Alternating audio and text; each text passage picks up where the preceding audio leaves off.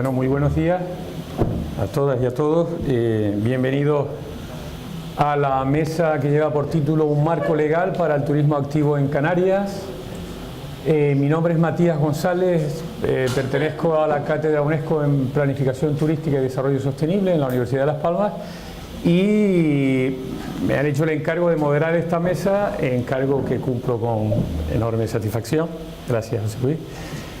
Y bueno, muy rápidamente voy a dar paso a la presentación de los participantes en esta mesa de marco legal, que adelanto que se trata de una mesa, en mi opinión, de muchísimos quilates, ¿no? Tenemos en primer lugar a alguien que ya ha participado esta mañana, que es Ignacio Alonso, presidente de ANETA, director gerente del Grupo ALUA, y que además es creador y ejecutor de numerosos proyectos relativos al desarrollo de la actividad turística en el medio natural. Luego tenemos también con nosotros a Pedro Carrasco. Pedro Carrasco es gerente de ANETA, está también vinculado a esta asociación, es doctor en Derecho, tiene diversos másteres relacionados con protección, riesgos laborales, seguridad global y defensa, tiene 3 másteres al respecto. Es un hombre de montaña también, técnico deportivo de media montaña, y también tiene una empresa que asesora a empresas de turismo activo.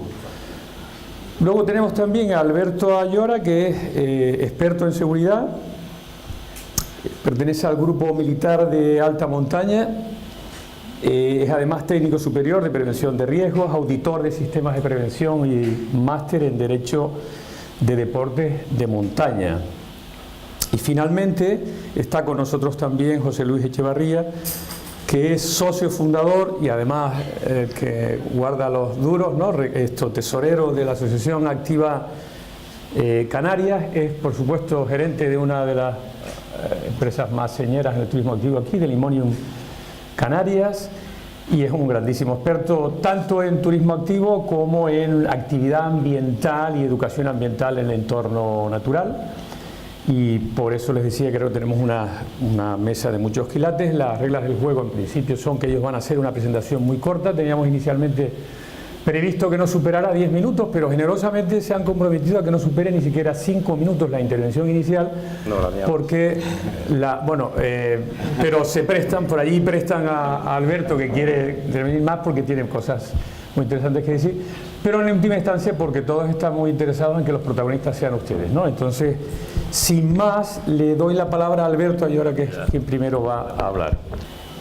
Quería hablar un poquito antes, porque hemos estado antes hablando de seguridad. Yo no he tenido la oportunidad de hacer la ponencia, la daré esta tarde. Claro, al hablar de seguridad, la primera pregunta es ¿qué entiende uno por seguridad? Estamos hablando de un término que es totalmente subjetivo dentro de lo que es el razonamiento de cada ser humano. Y como me dijo a mí, por ejemplo, yo ahora pues también soy responsable de seguridad del comité que se acaba de crear en la Federación Española de Deportes de Montaña y Escalada, cuando me dijeron que montara un sistema de gestión del riesgo para ellos, lo primero que les dije era qué entendían ellos por un sistema de gestión de riesgo, porque claro, lo uno no nos puede llevar a la estratosfera. Entonces, con ánimo únicamente de clarificar algunos conceptos, que luego esta tarde ya desarrollaremos en más profundidad en esos 20 minutos, sí que me han cedido amablemente mis compañeros de mesa un poquito de sus intervenciones, pero voy a ir a las ideas fuerza. Y la primera idea fuerza que quiero transmitir es que cuando hablamos de seguridad en el turismo activo, estamos hablando de calidad. Y cuando hablamos de calidad, estamos hablando de seguridad. Aquí no es ni la gallina ni el huevo, ni que es primero lo uno, ni que es primero lo otro. Calidad y seguridad en el turismo activo, por definición, están intrínsecamente unidos. De nada me sirve tener unas instalaciones fenomenales con las embarcaciones y luego el espacio en el que yo trabajo que no sea un entorno de calidad. Obviamente la naturaleza no la podemos hacer de calidad, la tenemos que hacer acorde a nuestra actividad. Tenemos que diseñar actividades que sean lo más seguras posibles, de la mayor calidad posible. Bien, segunda idea de fuerza. Para obtener seguridad tiene que venir de algún sitio, y eso se llama contar con un sistema de gestión del riesgo. La seguridad no nace de la nada, Luego, tenemos herramientas hoy en día en el siglo XXI que nos están diciendo, ya con cierta experiencia, que vienen de otros sectores y que se han estudiado en el sector concreto en el que estamos ahora mismo, que nos ofrecen ahí la posibilidad de generar seguridad. Porque cuando hablamos de seguridad, muchas veces hablamos de seguridad reactiva. Y tenemos que ser creativos. La seguridad tenemos que generarla, la tenemos que producir. Si no, vamos matando moscas a cañonazos. Como decía un técnico de los sistemas de seguridad, James Rison, que no podemos intentar que desaparezcan los mosquitos, pues simplemente poniéndonos quitamosquitos y poniéndonos mosquiteras, etcétera. Tenemos que eliminar los pantanos, que es donde están los mosquitos creciendo. Y cuando hablamos de seguridad, obviamente hablamos de seguridad física y de seguridad jurídica. Pero lo que yo digo siempre, o sea, tú preocúpate primero de hacer las cosas bien, y la seguridad jurídica, tranquilo que la vas a tener. Yo lo dice uno que ya lleva unas cuantas periciales, lleva unos cuantos juicios encima, y que en eso también tiene cierta experiencia. Luego, lo primero, vamos a tratar de evitar que se produzcan los accidentes, que eso es lo primero de la ecuación. Y así tendremos esa seguridad jurídica que tanto anhelamos y que tanto nos preocupa. Pues si no pasa lo que está pasando todos estos días, estamos viendo aquí en las Palmas de Gran Canaria, y que ahora me están viniendo los periodistas y me están preguntando ¿y qué le parece la alerta que dio, no se dio y tal y que cual? Generemos seguridad, eso es lo primero. Prevención. Y cuando hablamos de seguridad también, y es otra idea fuerza que quiero introducir, estamos hablando de la seguridad, obviamente del alemán Morsa que nos viene aquí, que comentábamos antes, pero estamos hablando también del trabajador, porque nuestros trabajadores también tienen que, o no tienen derecho a mantenerse vivos, pues tienen que tener un amparo por parte del empresario. Y en ese sistema que estamos describiendo, pues empezamos a entender a lo mejor, como muy bien decía antes Ignacio, qué sucede cuando vendemos actividades con los precios, cómo los vendemos, y cuando producimos una sinergia dentro del sector que al final implican que nuestros trabajadores no tengan la formación continua adecuada. Bien, turismo de aventura, turismo activo, como lo llamamos aquí en España, por definición, y lo hemos visto, entraña un grado de riesgo. El riesgo cero no existe en la vida en ningún sitio, mucho menos en el turismo de aventura. Luego insisto, si estamos trabajando, y hay empresas que trabajan en unos niveles de riesgo, unas actividades de riesgo mayor y otras en unos niveles menores, tenemos que tener también una cosa muy clara, y es que cuando hay una potencialidad alta de un accidente en un entorno de alto riesgo, y hay gente que trabaja en entornos en los que el riesgo es mayor, pues amigo, un mínimo fallo puede tener consecuencias imprevisibles. Y os lo digo también por experiencia, por triste experiencia. Si yo quiero que la viejecita esta que se asoma a la ventana uno y otro día y tira la maceta al que pasa por debajo, le podré legislar, y le podré poner multas, y le podré avisar de una forma magnánima y muy cariñosa que no se asome a la ventana, y le podré prohibir asomarse a la ventana. Pero hay otras soluciones, porque con esto no se suprimen los errores latentes, y es la otra idea fuerza que vuelvo a insistir en ella. Hay que luchar por suprimir los errores latentes del medio en el que nos movemos. Y ahí, pues la imaginación humana ha ido diseñando otras herramientas. Si te tapaba, perdona. Ha ido diseñando otras herramientas. Entonces, con imaginación y con experiencia y consultando a gente que sabe, pues a lo mejor, y aquí vuelvo a insistir en una cosa, que también ha salido relativamente por encima esta mañana, para generar esto, para generar estas ideas, hace falta comunicación. Y la comunicación viene de todos los sectores, de todos los actores que están trabajando en esto. Bien, luego está claro, eliminemos los errores latentes. Ya entrando dentro de lo que es la seguridad jurídica en concreto, para mí, después de haber hecho el máster de Derecho de Deportes de Montaña, haberme leído más de 500 sentencias fundamentalmente del entorno del esquí y de otras actividades que no se realizan aquí en la isla, pero que tienen transferencia de aplicación en lo que estamos hablando aquí en la isla y en Canarias, en el archipiélago y en cualquier sitio, al final tener seguridad jurídica significa que yo, cuando tenga que ir a dar la cara delante de un juez, pueda explicar lo que estaba haciendo en ese momento, qué demonios estaba haciendo en ese momento, porque hay veces que creerme que es difícil de explicar, y esta tarde lo veremos, qué demonios estaban haciendo algunos con ciertas actividades, qué se inventaron, los objetivos, porque todo base de ahí, todo parte de ahí. La base es tener claro los objetivos. Si el objetivo es ganar dinero, si el objetivo, como nos decía antes Ignacio, es vender emociones y vender sensaciones, pues eso me condiciona el desarrollo de la actividad. Si los objetivos que yo tengo escritos y que tengo reflejados en mis programas, luego son los que congruentemente llevo a cabo en el terreno. Si hago otra cosa diferente a lo que vendo, mal. Tener claros los riesgos inherentes a la actividad, que siempre los hay. Habrá más o menos, pero siempre los hay. La filosofía de mi organización, evidentemente, si mi filosofía es organización low cost y tiene la filosofía que tiene de que admite, como antes hablábamos ayer, de cierto parque de arborismo, llevar 10 incidentes y accidentes y no tomar medidas hasta entonces, pues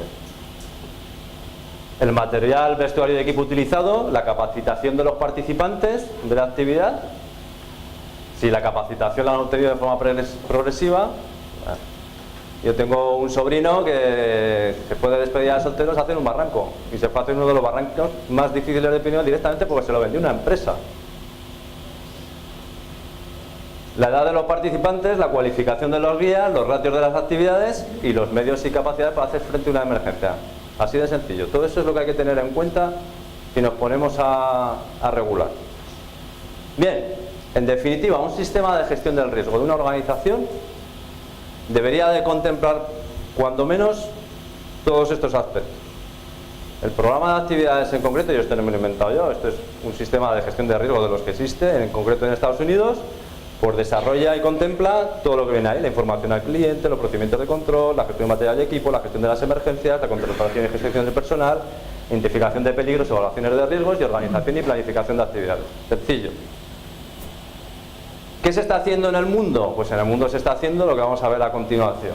En el mundo han decidido o bien promulgar leyes de obligado cumplimiento, y es paradigmático, por ejemplo, el caso este de Reino Unido, de las actividades que se realizan con menores, que veremos el accidente por encima esta tarde, y que como consecuencia de ello las autoridades en Reino Unido crearon un sistema de certificación para que nos hagamos una idea, al mismo nivel de exigencia que el de las centrales nucleares. Como fallecieron menores, la tolerancia social es la que es, las autoridades legislaron a golpe de accidente, y entonces cuando se legisla a golpe de accidente, pues pasa lo que pasa.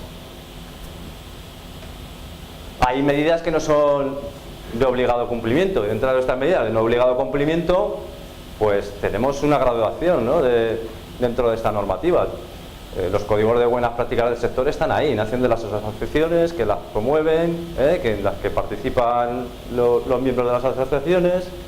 Hay recomendaciones que se pueden dar, hay una autorregulación. En el esquí, por ejemplo, existe una autorregulación de los centros de esquí. El legislador no ha creído necesario o no se ha atrevido a legislar el sector del esquí. Las estaciones del esquí lo que han hecho ha sido autorregularse. Y existe el reglamento de ATUDEN, de las asociaciones turísticas de deportes de esquí y montaña, y que ahora mismo es, bueno, en base a la jurisprudencia que hay ahora mismo en el sector, es una autorregulación que está siempre ahí presente. Y luego hay normas y estándares que no son obligatorias, pero que con el tiempo, si son bien acogidas por el sector y todo el mundo al final se mete en las normas ISO, pues al final prácticamente tienen un carácter obligatorio.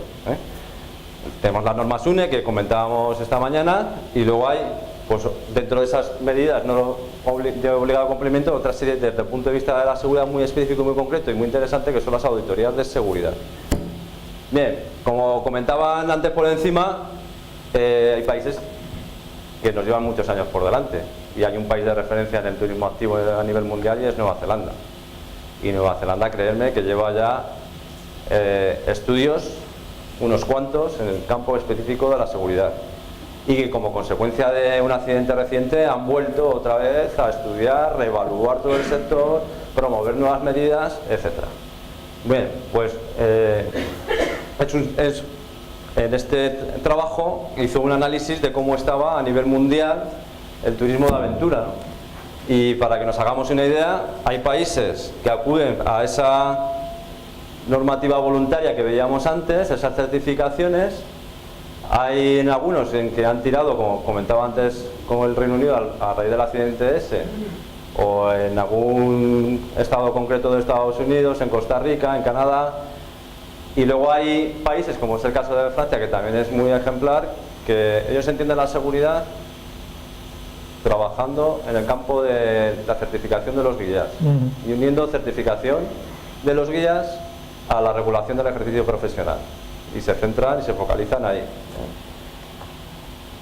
Todo eso pues da un esquema. Aquí tenéis los sistemas de calidad que existen. Pues por ejemplo hasta Chile pues tiene su sistema de calidad y seguridad. Bien, ejemplos que hay a nivel mundial. La ISO, que está recientemente promulgada y en la cual os comentaba antes que he participado representando al Instituto de Calidad Turística de España, puedo garantizar que se ha trabajado muchísimo con participación de expertos de muchos países, de Nueva Zelanda, de Brasil, de Estados Unidos, de Canadá, de Irlanda, de Reino Unido, de Noruega. Yo participé en concreto en la reunión en Brasil y ahí fue donde se ya concretó y se definió lo que queríamos. Se decidió, y ya está promulgada, hacer una norma concreta para el sistema de gestión de seguridad con unos requisitos concretos en el cual se tuvo en cuenta los aspectos que comentaba antes de los programas de actividades. Se decidió hacer una ISO concreta de información a los participantes certificable, y aquí tuvimos muchos problemas en la competencia del personal y se decidió que fuera una norma con recomendaciones, no certificable. ¿Por qué? Pues porque, para empezar, y lo hablaremos y lo veremos durante estos días, hay un gran problema a la hora de homogeneizar las formaciones y las cualificaciones, y luego el que entendíamos cada uno por guía pues también daba pie a muchas disquisiciones, ¿no? Para empezar, incluso recuerdo que apunté pues la importancia de tener en cuenta los últimos avances neurocientíficos que nos están diciendo que las funciones ejecutivas residen en una zona que se llama lóbulo frontal, corteza orbitofrontal en concreto, que es donde reside la capacidad de imaginación y por tanto de prevención de accidentes, y eso se está desarrollando a partir de los 25 años. Finaliza entre los 20 y los 30 años, y a algunos les tarda mucho. Y estamos dando responsabilidades a grupos en manos de monitores de 20 años. Y yo tengo un hijo que es licenciado en Ciencias de Actividad Física y del Deporte, y sé de lo que estoy hablando. Bien. Idea fuerza, y voy acabando ya. Antes lo ha dejado dicho Ignacio, pero creo que es importante insistir antes de que ahora entremos a proponer y a... La norma UNE está obsoleta. La norma UNE se ha caído. Y la norma UNE se ha caído por una serie de motivos.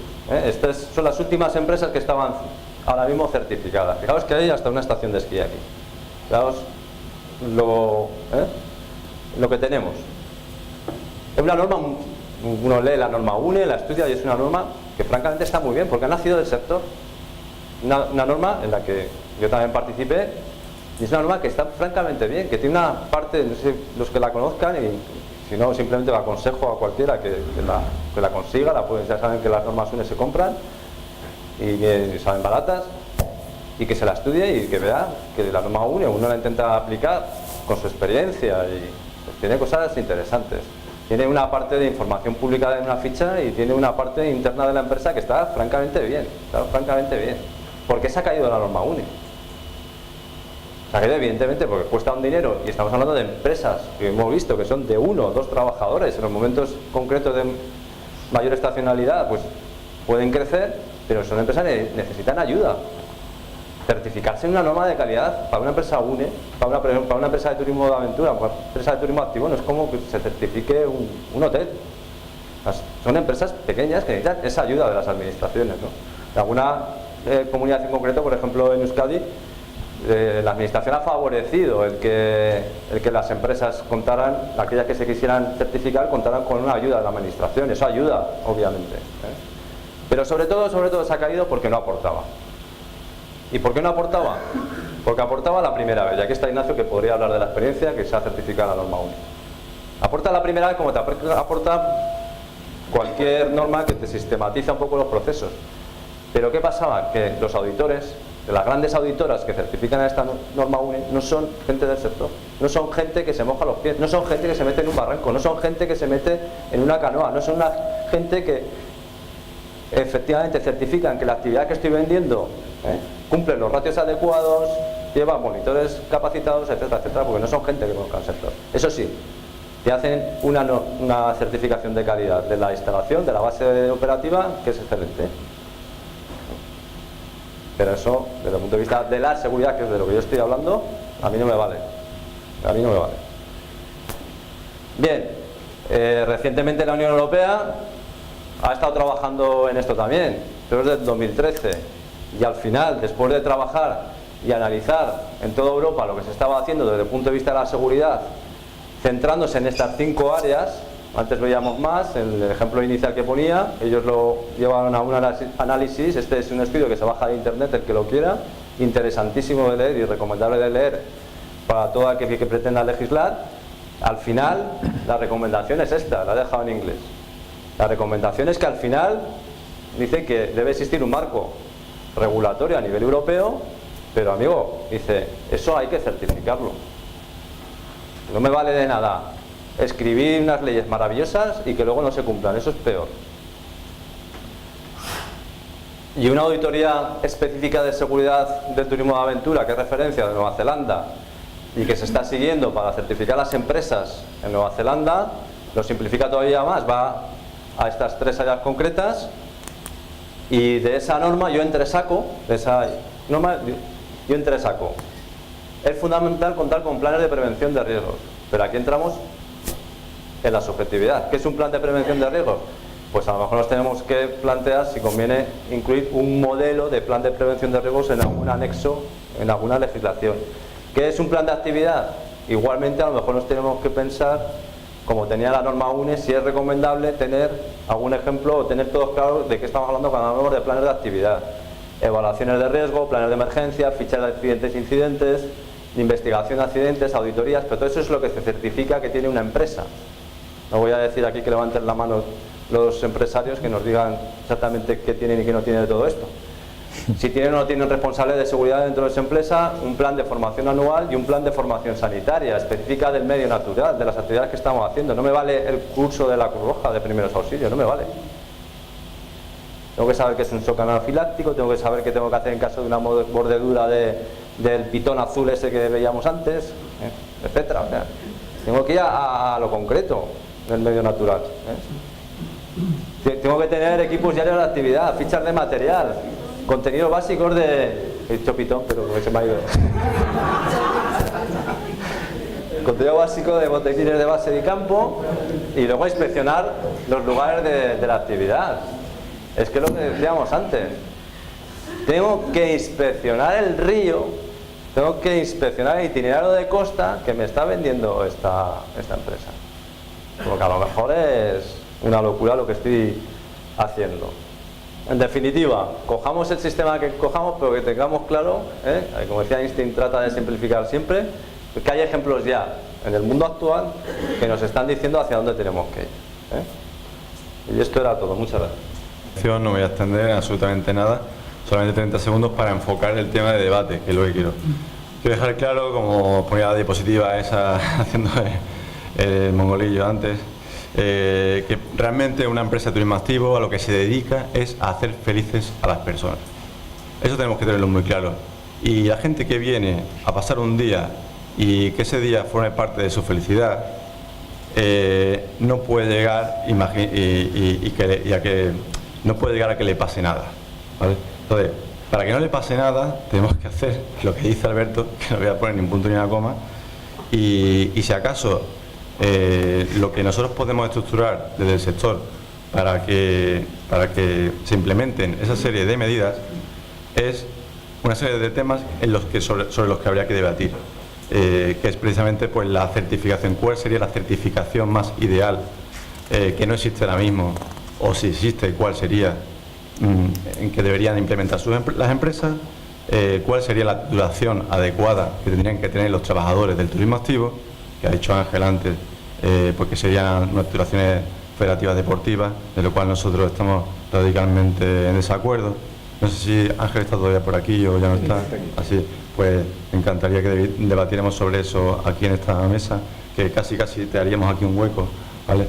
Lo cual no quiere decir que estemos que no valoremos mucho su opinión, porque esa opinión la tiene el 35% de las empresas de turismo activo en España. Entonces, es un tema fuerte de debate, porque luego con esa visión tenemos que ponernos de acuerdo para decirle claramente a las administraciones por dónde tienen que venir las titulaciones, ¿vale? Luego hablaremos de qué es lo que hemos hecho desde el tejido asociativo para obtener una titulación realmente dirigida al profesional. Lo que hemos hecho, ya os lo explico porque luego quizás profundicemos, es que a través de un proyecto europeo en el que han participado 16 países, hemos consensuado, hemos homogeneizado los contenidos de la titulación del técnico en turismo activo, el técnico en turismo activo. Y ya lo que nos queda, ya se ha aprobado a nivel europeo, de la Comisión Europea, y ya, porque es un proyecto de la Comisión Europea, financiado por la Comisión Europea, en el que nosotros hemos trabajado, y ya lo que queda es ahora implementarlo. Es traducido al español y ya lo que queda es implementarlo a través, por un lado, de la universidad, o del Ministerio de Educación, centros de educación reglada, y por otra parte, a través del INCUAL, como curso de formación profesional. Que a lo que equivaldría, para traducir, pues son cursos de 3.600 horas de FPO, de los que cualquiera sin haber llegado, por ejemplo, una persona con 35 años sin haber cursado una formación reglada puede acceder a esa profesionalización como profesión cualificada, y la otra parte sería como un curso de otras 3.600 horas a través de un centro educativo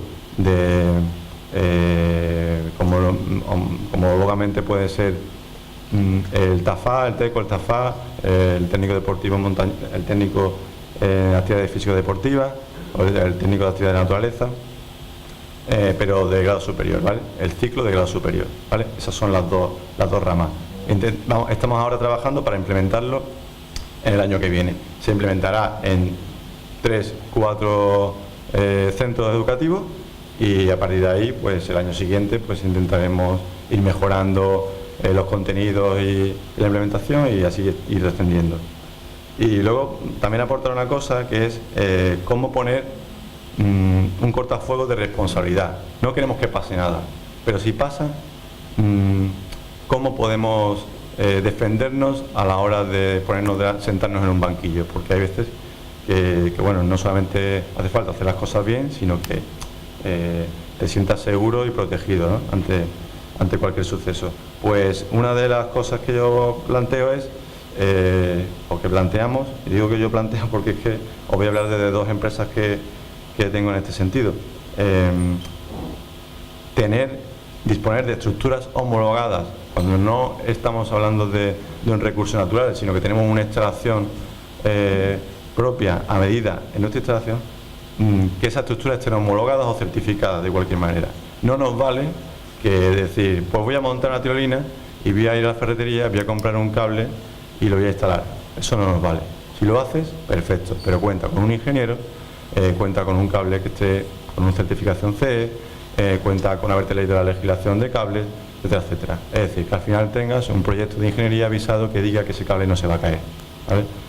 Y luego, por supuesto, que intentes contar con las certificaciones europeas, o bien de obligado cumplimiento en algunos países, las más restrictivas, o bien las de no obligado cumplimiento, pero basándote en ellas para que lo que estés haciendo se base en algo. Y si lo puedes certificar, aunque sea no obligatorio, que lo hay, pues lo certificas. Porque certificarlo significa que una auditoría externa te ha dicho que lo que tienes ahí está bien y por lo tanto ya es un cortafuego. No quiere decir que no te entruyen, pero sí que es verdad que si aparte de intentar hacerlo bien, pues alguien te ha dicho que lo estabas haciendo bien, pues será más fácil defenderte ante un tribunal. Y luego, bueno, no solamente la certificación es importante, la certificación de una estructura homologada, sino también la certificación de la metodología de trabajo. ¿Cómo le explicas tú a un juez que tú has puesto bien la cuerda del puentín? Bueno, pues tú le puedes decir misa, pero si tú no has certificado previamente con anterioridad con certificaciones, con auditorías externas, que tú tienes una metodología que es esa y que además hay constancia en la empresa auditora porque tú has tenido esa planificación, pues puedes demostrar que ese día pues hubo mala suerte o que ese día la responsabilidad fue de ese monitor, no de la empresa, o que, en fin, eso es lo que yo aporto para que podamos debatir sobre este tema. La primera que quiero lanzar es que las normas no solucionan los problemas de competitividad de las empresas. Y si pensamos que una norma va a solucionar eso, es un grave error. Podemos solucionar muchos problemas, pero no todos. Si pretendemos que una norma se convierta en un sistema de generación de un oligopolio, de una situación de restricción de acceso al mercado, es un problema porque además es un error de concepto y un error legislativo, porque las directivas que tenemos de la Unión Europea ya sabemos hacia dónde dirigen. La norma puede ser perfecta, Ángel lo ha comentado antes, pero si no se aplica bien no nos sirve de nada. Y aquí toque de atención en temas de inspecciones de turismo, a nivel de formación de los inspectores, a nivel de canales de comunicación con los inspectores, entre el sector y los inspectores, y a nivel de dotación de inspectores también. Las normas jurídicas son normas de mínimos, y si quizá perdemos esa visión, y lo ha comentado Alberto, por eso hay una combinación de normas regulatorias, obligatorias, con no regulatorias, es decir, tendentes hacia un nivel de calidad superior. Si pretendemos establecer un nivel alto de calidad en una norma obligatoria, muchas empresas del sector se van a ver muy perjudicadas y no va a haber una transición progresiva hacia criterios de calidad, que es lo que todos queremos. Otra idea, el ámbito de aplicación es muy importante, también lo ha introducido un poquito Ángel. Hay que llevar cuidado con los sectores que se incluyen en el ámbito de aplicación. Como vemos, es un sector que tiene un factor de riesgo y se le imponen unas cargas.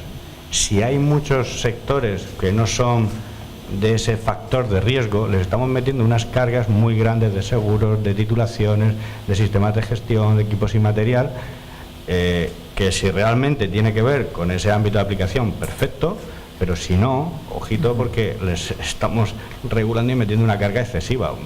En un decreto de Murcia le metieron al turismo idiomático y cultural. Y digo, pero ¿para qué necesitan un guía turístico de patrimonio, un seguro de accidente, de rescate en el medio natural? ¿Para que venga el helicóptero? ¿De dónde? ¿Y para qué? Entonces, perdemos a veces el norte. El tema de las asociaciones y clubes, en mi opinión, todo esto son ideas para reflexionar. En mi opinión, excluidos totalmente de los ámbitos de aplicación. Si estamos regulando a empresas, una asociación, un club, no es una empresa. Bien, idea, puede generar conflicto o no. Más ideas. No confundir la regulación del sector con la regulación del acceso al medio. Estamos regulando el sector de la actividad, no la gente que viene autoguiada y tiene un accidente, porque entonces mezclamos churras con merinas y al final la regulación sale un batiburrillo muy extraño. Entonces, la regulación del acceso se podría y se debería regular, pero probablemente sería en normativas de los espacios, donde se establece esa cuestión del espacio natural, quién, cuándo y cómo, de qué manera puede acceder al espacio. No olvidar las normativas europeas, liberalización de servicios, movilidad de trabajadores. Si pretendemos que la normativa sea una barrera de entrada, primera idea, la competitividad no la vamos a solucionar con las normas, sino con el buen hacer. Y luego la coordinación interterritorial, ¿vale? Importante, ya lo comentamos con Candelaria y Ana ayer, no estamos aislados, aunque estéis en islas, pero no estáis aislados, y vienen empresas de otras comunidades, vosotros vais a otras comunidades, y además vienen de fuera, y más vosotros, que aquí hay mucho turismo extranjero, ¿no? Entonces, nada, unas ideas para evocar temas. Bueno, muchas gracias. Me temo que el sacrificio horario me va a tocar a mí, porque encantadísimo de escuchar a los compañeros, ¿no? Pero bueno, yo simplemente dar pues algunas pequeñas pinceladas, ¿no? Creo que estamos aprendiendo todos mucho. Creo que pues desde Activa Canarias apostamos por lo que comentábamos, ¿no? Por la seguridad y por la calidad. Creemos también que es un tándem que está asociado. Agradecemos a Alberto que no nos haya hecho esa pregunta, la de qué planes y sistemas de seguridad tenemos. no por falta de vocación, realmente estaríamos encantados de aplicarlo, pero tenemos un problema importante de formación, de asesoramiento. El tejido empresarial canario es como es, estamos, como decíamos antes, son pequeñas microempresas, no tenemos capacidad a lo mejor para afrontar o para saber cómo afrontar este tipo de proyectos, pero sí que pues desde el asociacionismo, desde las asociaciones en Canarias, de Taneta, pues se pueden facilitar este tipo de herramientas para implantarlas, porque creemos que es absolutamente necesario. Y una pequeña nota para todos aquellos empresarios, emprendedores que quieran iniciar esta actividad y que piensen que bueno, que estamos hablando de cosas que no tienen por qué pasarme a mí, que tampoco es necesario, que por qué vamos a estar complicando aún más de lo que ya es nuestra actividad pues creando protocolos de emergencia, aumentando los costes quizá en esta línea. Pues hombre, yo creo que esa reflexión a lo que nos lleva es que quizás este empresario se tendría que dedicar a otra cosa, ¿no? Porque no es nuestra vocación, no es nuestra intención poner en riesgo la vida de los participantes ni de los propios guías, ¿no? Creo que hay cosas que están absolutamente claras. Por eso desde Activa Canarias pues apostamos por la calidad y de hecho, como hemos comentado varias veces durante la mañana, ante esa ausencia de una normativa específica para el sector, pues lo que hemos hecho es las propias empresas autorregularnos y autoimponernos pues unos requisitos de entrada más altos que los que se solicitan aquí.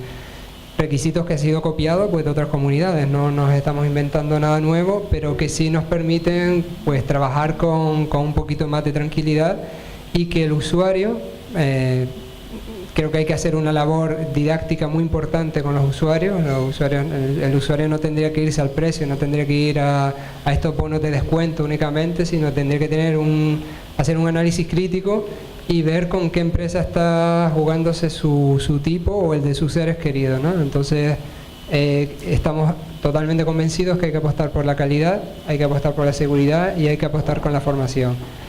¿Cómo lo hacemos? Esa yo creo que es una pregunta la que vamos a pretender empezar a responder en este foro. Ya hemos tenido algunas pinceladas y bueno, esta tarde tendremos unas charlas también muy interesantes en esta línea, ¿no? Simplemente eso, y yo creo que ya podemos dar paso al público, ¿no, Matías? Sin duda. Bueno, pues creo que los distintos ponentes han formulado bastantes temas de muchísimo interés para el debate y ahora la palabra es de ustedes. Se levantan la mano y interviene. Antonio Molina, por favor. González Molina, perdón. En primer lugar, felicitarles por la organización del evento. Entonces, dado que estamos precisamente en una mesa que es el marco legal del turismo activo, dice en Canarias, yo no diría en Canarias, yo en primer lugar diría del turismo activo, y a partir de ahí sacas a una persona de Canarias y te la estás llevando precisamente al Everest y sigue siendo en el Everest y tú tienes la regulación en Europa, que es donde sales precisamente. Por eso yo creo que cuando estamos regulando el marco jurídico, lo primero que tendríamos que hacer un esfuerzo es precisamente definir el concepto, tener claro el concepto de turismo activo. Digo claro porque es una amalgama bastante grande que en nombre del turismo activo se mete muchísimas cosas, ya sea por un interés de la empresa que interviene en un momento determinado, o de la asociación o el club. Tener un título de eso no habría ningún problema. Por eso yo creo que no es un tema de lucha de federaciones ni nada de esto. No tiene que ver nada con un tema federativo ni nada de esto, porque las federaciones, hay otra cosa. Para hacer un curso surf, por ejemplo, para ser entrenador de surf tienes que pasar, está publicado en un plan de formación, por ejemplo, y tienes que pasar por una prueba de acceso. ¿Qué vas a hacer? Una prueba de acceso a todos los alumnos universitarios en todos los distintos deportes que tienen su prueba de acceso para ese título universitario. Vamos a ser un poco realistas. Perfecto ese título, me parece sensacional, pero para cuestiones que son actividades no especializadas y que hay muchísimas. Te hago una pregunta para entrar en debate, ¿vale? Bueno, ¿me puedes definir actividades especializadas? Porque, y te contesto yo también, es como una pregunta retórica. ¿Realmente el criterio está, como tú dices, en la superespecialización o en el nivel? Vamos a entenderlo de esa manera, ¿vale? No es lo mismo hacer escalada en un rocódromo de 4 metros, en un recinto cerrado, ¿vale? En un albergue a 5 metros de la oficina del albergue y de la comunicación, que hacer una 5 en Yosemite, ¿vale? Claro. No es lo mismo. Y el técnico que tiene que acompañar a una cosa como guía, como iniciador, como lo que sea, en una instalación y en otra, no debe ni puede tener la misma cualificación, porque el técnico que va a Yosemite no es el profesional que tiene que estar en el albergue, ¿vale? Entonces, y no necesita tener esa cualificación. Entonces, el tema está en el nivel, porque el turista no necesita un gran nivel para hacer la actividad. La mayoría de los clientes, por ejemplo, que yo tengo en rafting, la mayoría, que este año han pasado por allí 12.000, 13.000 personas en el rafting, la mayoría, el nivel es, nunca me he montado en una piragua, ni nunca he estado en un río con agua brava a nivel ni siquiera 1 o 2, ¿vale? Entonces, el nivel que se le da en el rafting es de, siéntate aquí, que yo te llevo y no te va a pasar nada y haz lo que te digo y tiene que interaccionar un poco y se intenta que interaccione lo máximo posible, pero es de mínimo. Entonces, el nivel para enseñar surf es una persona que no se sabe poner de pie. Bueno, prácticamente. Bueno, vamos a ver, prácticamente. ¿Qué experiencia? No, ¿tú qué dices? No, ¿el técnico dices tú? Sí, claro. No, hombre, no, por favor, no. No, te pregunto, No. en ese hipotético grado de técnico en turismo No, lo que digo es activo, que el cliente ¿cómo? que quiere un nivel adicional, el cliente, tú puedes hacer surf en una escuela, tú puedes incluir el surf como una actividad de turismo activo, que el técnico. ¿Tú podrías ser monitor de surf? Yo no. ¿Y por qué no? Si haces Porque yo no tengo conocimiento. Porque yo no soy. Si haces el grado seguramente lo que vas a saber de surf son 2 horas. Precisamente. Porque una cosa es tener una titulación y otra cosa es tener el conocimiento total para el desarrollo de la actividad como un guía o como un instructor, como una persona que está guiando en esa actividad concreta. Yo puedo tener la titulación, pero si yo no soy un experto en surf, yo no la hago. Yo hago surf, sí, yo hago windsurf, sí, yo hago tal, sí, pero yo no soy un especialista en esa actividad. Pero tienes un título de técnico que te habilita para enseñar a hacer surf. No lo sé, si eso es lo que se Ángel, Si quieres, voy a- sí, para abrir un poco, ¿verdad? Quizás te termine de contestar, Pedro. Yo solo quiero hacer una puntualización. El técnico, porque claro, esta tarde, otra vez volvemos en el tema de formativo, vamos a explicar un poquito más en qué consiste el proyecto del técnico de turismo activo. Simplemente una pincelada. El técnico de turismo activo, las 3.000 y pico horas que comentaba Ignacio, son de competencias que se llaman soft, es decir, generalistas. Luego se han desarrollado 16 módulos específicos de competencias técnicas. Es decir, lo que se busca es una base común que permita la gestión de riesgo, operación de materiales, trato del cliente, cuestiones genéricas y luego esas competencias técnicas para, lógicamente, pues si tú das surf, pues el monitor tiene que tener una competencia de surf, tiene que saber surf, yo no sé. ¿Un bloque específico? Sí, pero no exactamente en el concepto de los técnicos deportivos. Es la diferencia, es una cuestión de nivel que comentaba Ignacio. De hecho, los técnicos deportivos se enriquecerán de ese técnico, porque como tú bien sabrás, el técnico deportivo es muy, muy, muy técnico. Y en tema de operación, de mantenimiento, de calidad, de proceso, no tiene ni idea. Entonces, la empresa sí que necesita algo más. Pero se lo ha aprendido en el bloque común, ese que le has dado. Yo no he aprendido nada de mantenimiento de material y soy técnico deportivo de media montaña.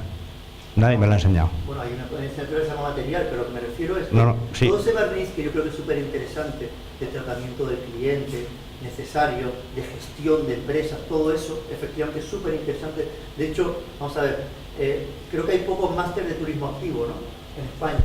Uno de ellos, que de la Universidad de Mondragón, lleva 2 años deslocalizando seminarios en la Universidad de La Laguna, donde nosotros le montamos los seminarios, porque somos referentes, ¿vale? Entonces, ahí es donde les enseñan muy bien en ese máster, y me parece fantástico que sea un grado de 4 años. Pero a partir de ahí yo lo que no llego a entender muy bien es esa parte de duplicidades, malentendidas, ¿vale?, de coger una cosa que ya existe y que tiene una conexión absoluta con la educación, que son las enseñanzas deportivas especiales, y no coger esos módulos que tú muy bien apuntas, y que esos módulos que ya están montados os puede hacer ese bloque específico del nivel 1 que dura no sé cuántas horas, y que todo eso le va a especializar en la enseñanza, en este caso del surf o del deporte que sea, porque ya los otros conocimientos que son súper necesarios para ser un profesional del turismo activo, cosa que no es muchas veces el técnico deportivo no tiene que ser un profesional y no lo es de turismo activo, ya los ha adquirido en esos 4 años. Yo creo que esa simbiosis es positiva, tal como lo he explicado, ¿no? Otras cosas es duplicar y complicar. Bueno, ¿qué más? Tú tenías por aquí, ¿verdad? Hola, buenos días a todos. Muchas gracias y felicitar a la organización de esta jornada, porque sé que ha sido un esfuerzo enorme y siempre lo decimos que nos ha tocado vivir un momento maravilloso. Es decir, esto no es el Renacimiento, esto es 2001, la Odisea del espacio. Es decir, estamos empezando un camino que nadie ha andado anteriormente y que estamos empezando a dar los primeros pasos. Y el debate es absolutamente enriquecedor. Yo quiero que se fijen ustedes en el vídeo. Y le voy a poner una música. Chunda, chunda, chunda. Chunda, chunda. ¿Por qué? Porque he visto, estamos hablando de turismo activo y en el vídeo de promoción veo gente con dorsales. Bueno, les voy a decir 2 cosas importantes. Es verdad,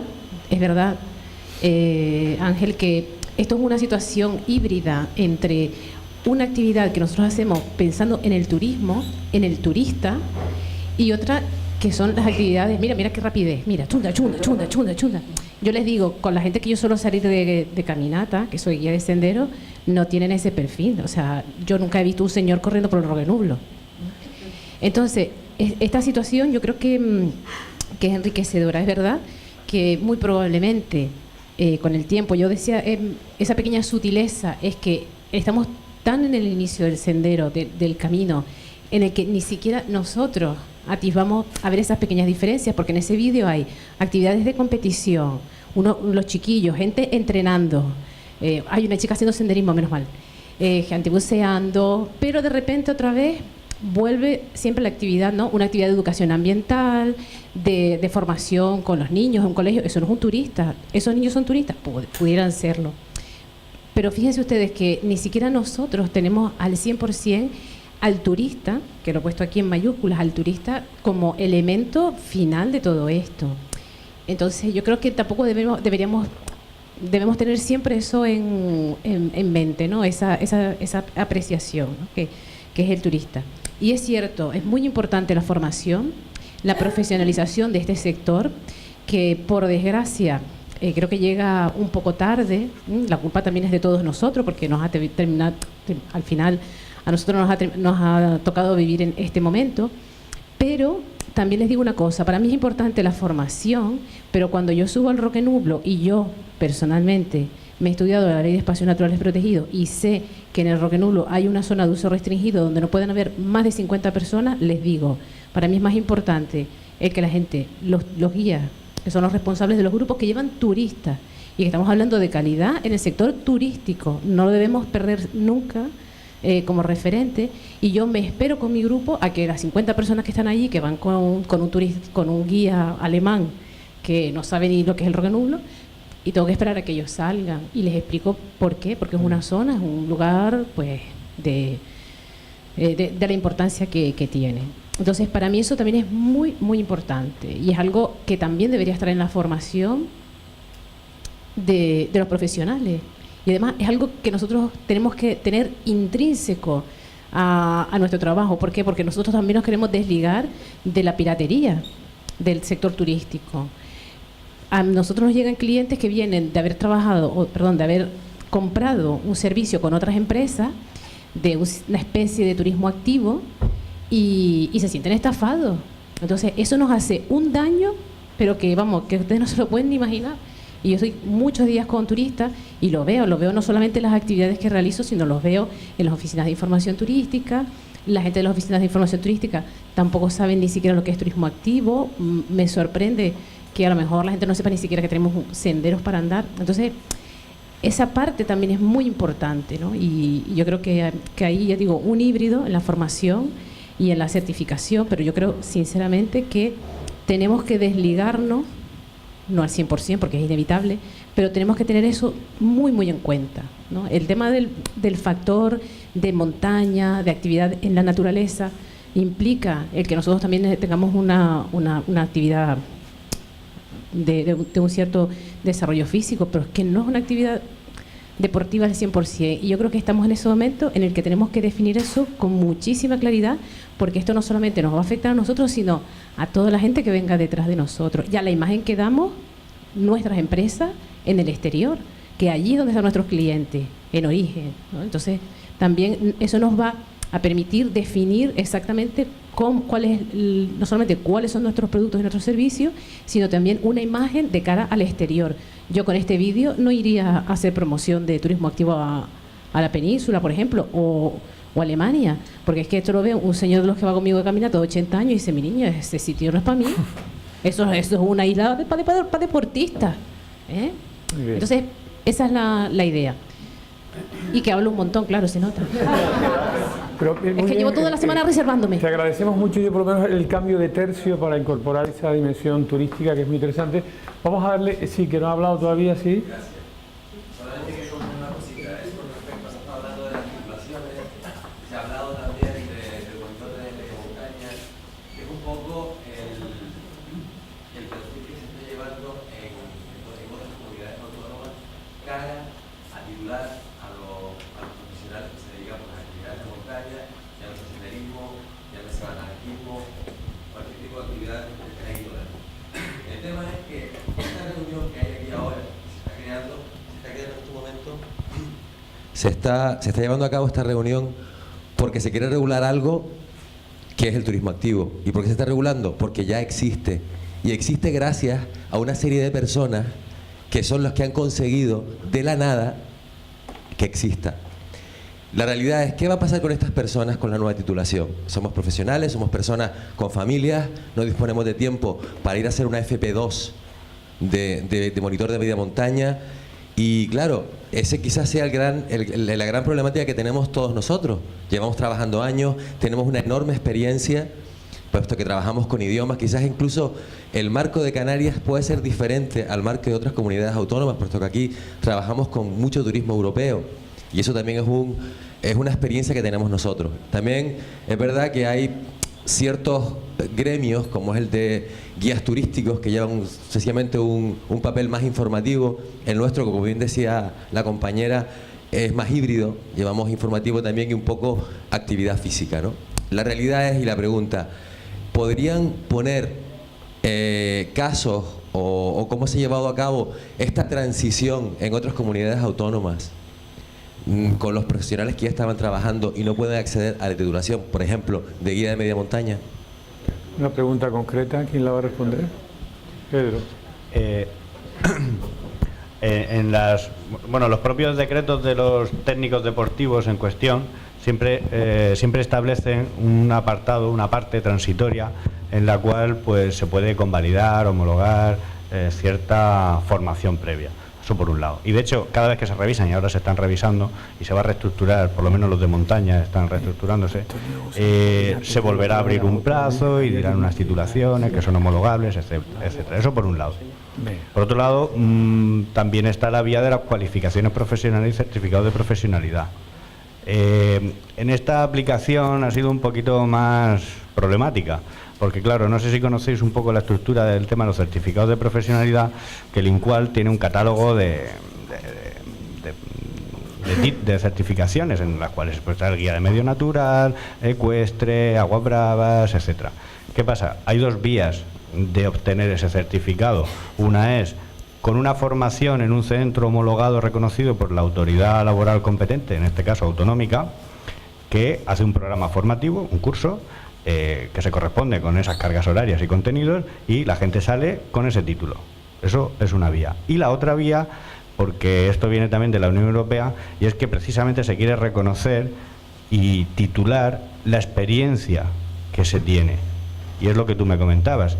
Y entonces la otra vía que tienen los certificados de profesionalidad es por vía de experiencia. Entonces el tema es que tienes que acreditar o demostrar con formaciones no formales, con experiencia, etcétera, una serie de unidades de competencia que un tribunal evaluador ve si se corresponde con lo que tienes que cumplir, y entonces te pide el certificado de profesionalidad. Problema, como siempre hay problemas. El problema es que yo sepa, hasta el día de hoy no ha salido ninguno de esos procesos de evaluación, porque eso no es previa a solicitud del interesado, es decir, de la persona que se quiere titular, sino que la administración autonómica, porque esto es autonómico, tiene que convocar para esa titulación específica un proceso de certificación. Y entonces los profesionales pues aportan su experiencia, etcétera. Y que yo sepa, hay una base de datos del INCUAL que tiene las convocatorias que ha habido, y yo buscando allí no he visto que ninguna comunidad autónoma haya hecho ninguno de estos procesos de certificación en medio natural. En otras profesiones sí, pero en medio natural y profesiones relacionadas no ha salido ninguna. Sí que han salido algunas formaciones adaptadas a ese certificado de profesionalidad, pero claro, hay que cursarlas, es lo que comentabas. Tienes que ir allí y vamos, y cursar, y hacer las prácticas, etcétera. Pero tú crees, siguiendo con esto, Sí. con la pregunta, me parece muy importante, ¿no? Él ha planteado un tema clave. Si, por ejemplo, un conjunto de personas que están en una circunstancia como esta se pone de acuerdo para formular una demanda, ¿eso no puede influir en que se cree un tribunal evaluador? Claro, claro, el tema es eso. No está que previsto, de todas maneras. No está previsto, o sea, no está previsto porque primero se tiene que incorporar el catálogo ese estatal en la normativa laboral, porque esto ya es trabajo, empleo autonómico, de aquí del Gobierno de Canarias en este caso, y lógicamente si hay una presión por el sector de decir, oye, que queremos abrir un proceso de certificación de nuestros profesionales, no por cursos, sino por experiencia, títulos, etcétera, y presionar, pero es trabajo, es empleo. ¿Vale? Vale. También una cosa, lo que acabas de decir del curso, la comunidad autónoma en cuestión, en este caso digo yo solamente por lanzarlo, ¿no? Se puede poner un curso formativo de X horas de manera transitoria, eso también lo comentaba. Sí, sí. Para las personas que están en la situación esta, hasta que ya más adelante, pues obligue el de guía de media montaña. Sí, sí. De hecho, tengo conocimiento de que salió el del guía de ciclismo, ha salido una formación en Madrid. Tengo noticia de que en Alicante salió una tanto del de media montaña como del de barrancos acuáticos, bueno, acuáticos y secos. Y es formación, un centro homologado, reconocido por el Servicio de Empleo Estatal. Tiene que estar certificado, además porque el centro homologado lo tiene que estar por cada especialidad. No sirve cualquier centro homologado de impartición de formación laboral, porque el decreto establece que tiene que tener unos determinados materiales, una determinada cualificación de los docentes, etcétera. Entonces cada centro, privado o público, da lo mismo, se tiene que homologar para cada certificación que quiere impartir. Y una vez que tiene esa homologación puede convocar cursos, los imparte, y los titulados, el Departamento de Empleo Autonómico pues les pide su certificado de profesionalidad cuando terminan el curso. También se puede proponer esa fórmula, de decir, oye, queremos un certificado de guía de media montaña, un certificado de profesionalidad en Canarias. Venga, vamos a moverlo, convocatoria, cursas, y cuando terminas tienes el certificado. A ver, sí se oye. Un pequeño comentario que quería, después de toda la discusión o todas las aportaciones. Yo creo que esta mínima discusión que estamos teniendo, ¿no? Al final todos tenemos parcialmente razón, y es un mínimo ejemplo de lo complicado que es ponernos de acuerdo, ¿no? Y lo variado que es el sector. Además, el propio nombre ya, turismo activo, tenemos el componente activo deportivo, pero es turismo. Por ejemplo, con Ángel Lobo, con el que he estado sentado durante mucho tiempo trabajando el tema, chocábamos muchísimo con su visión más deportiva. Yo no me siento, yo dirijo una empresa y no siento que sea deportiva, me siento más turístico. Apuntaba Ignacio Daneta que en ese estudio del 2004 el 60 y pico % de las empresas de turismo activo se sienten empresas turísticas, no deportivas. Entonces es muy complejo, ¿no? Y quiero aprovechar que todavía están las autoridades competentes aquí para que vean que es fundamental que sepan que por eso no puede salir un decreto a lo loco y sin tener en cuenta muchas cosas. El actual borrador se centra en las titulaciones deportivas, y fuera de eso incluso lo que hace es atribuir competencias exclusivas a los guías oficiales de turismo de Canarias cuando hay actividades en las que hay carga informativa, competencias exclusivas. La parte turística, los ciclos de formación turísticos, ¿dónde están? Es muy complejo. Hablabas, Ignacio, que creo que no lo apuntalaste del todo bien, el tema de actividades y niveles. El senderismo puede ser mucho más cualificado que el windsurf o cualquier otra actividad. Depende de qué concepto de senderismo hablemos. Porque yo creo que entre nosotros a veces no tenemos ni conocimiento del resto de los campos que están funcionando dentro del turismo activo, ¿no? Interesante. Wow, cómo se abre el tema. A la raíz inicial que empecé, si quieres legislar y hacer marco jurídico de algo, sin el objeto de estudio tenerlo claro es imposible. Por ejemplo, el primer objeto de estudio, ¿qué es turismo y qué es activo? Según estudios que yo tengo realizados, la mayor parte de las empresas que se hacen llamar de turismo activo realmente no son más que empresas de multiaventura, porque su cliente no ha venido de turista ni es un turista, es alguien de la población local. Por tanto, repito, de los datos que yo manejo. O sea, yo manejo también datos. Entonces, de los datos que yo manejo, pues hay un conjunto de gente que se crean en torno a asociaciones deportivas, que es una escaramuza y no están ni siquiera dados de alta, y que están movilizando muchísima gente, inclusive en algunos casos, como en la Isla del Hierro, por ejemplo, o en la Isla de Gran Canaria, en el tema del buceo hay que ver el intrusismo profesional que hay, que ni siquiera son declaradas como empresa. En primer lugar, tienes que ser dada de alta como empresa. Y si quieres estar en el turismo activo, tienes que dar dado de alta como empresa turística, de servicios turísticos, porque tiene una legislación determinada. Siguiente cosa, por eso, primero es lo que es turismo, y lo que es turismo es que alguien que se desplaza de un lugar a otro y como mínimo tiene una noche fuera. Y que a continuación puedes tener un conjunto de servicios. Por tanto, tengamos cuidado, empresas que solamente están realizando actividades de senderismo cada día con gente de la zona y que el fin de semana llenan guagua de un lugar para otro, que eso no es una actividad turística, es una actividad que se llama de multiaventura o de lo que quiera que sea. Y hay otras que sí, que su trabajo, el 80 al 90% de su facturación anual, trabajan con turistas. Siguiente cosa, de turismo. Esa empresa que es receptiva o es emisora. Tengamos cuidado que si es receptiva tienes una caracterización legal determinada y si eres emisora tiene que ser agencia de viaje porque automáticamente da servicio de traslado, de transporte, de alojamiento. Por tanto se produce un intrusismo profesional y eso está legislado y entonces tropezamos con la normativa de la ley de viajes combinados. Por tanto, cuando estamos hablando primero el objeto de estudio y si nuestro objeto de estudio no lo tenemos claro, para saber qué estamos legislando y demás, es muy complicado darle una solución a la administración, porque al final va a ser una cosa bastante rara. Y con el tema de las titulaciones que ahí se tenían, si queremos inventarnos cosas, podemos inventarnos, ¿vale? Pero hay muchos debates permanentes a través de los centros de formación profesional para ver cuáles son las nuevas tendencias y se recoge hoy día también la experiencia profesional durante años para que eso también sea recogido por un tribunal, como ahí se decía. Pero el que quiere entrar, que un título sea reconocido, tendrá que entrar dentro de las normativas de cómo se construyen, cómo se diseñan los títulos, en virtud de ofertas y demandas y en virtud de cómo está el mercado. Entonces esto está bastante legislado, regulado. ¿Quieres entrar por un ciclo formativo nivel 1, nivel 2, nivel 3? ¿Qué son? ¿Titulaciones deportivas? Las federaciones no te van a dejar que te metas en su terreno, pero alto. Actualmente esos títulos deportivos salen en ciclos de centros de enseñanza secundaria. ¿Por qué? Porque no tienen la capacidad, la federación, de tener la capacidad de tener los recursos humanos especializados. Y luego a continuación está la universidad, que es muy amplia, desde títulos propios, desde másteres universitarios, desde títulos de expertos. Es decir, se quiere sacar una nueva titulación, cualquiera de los centros educativos no tiene ningún problema para acogerlo, pero está bastante más regulado de lo que la gente se cree y de lo que la gente piensa, de lo que la gente se cree y se piensa. Y si queremos utilizar ahora un experto universitario, un máster, dicho sea de paso, soy profesor de la Universidad de Las Palmas de Gran Canaria, de las pocas asignaturas desde hace muchos años que se llama Planificación Integral del Turismo Activo. O sea, sé de lo que estoy hablando porque llevo muchos años, también tengo empresa turística, tengo agencia de viajes mayoristas, que es Olimpia 2000, no sé si a muchos la conocen.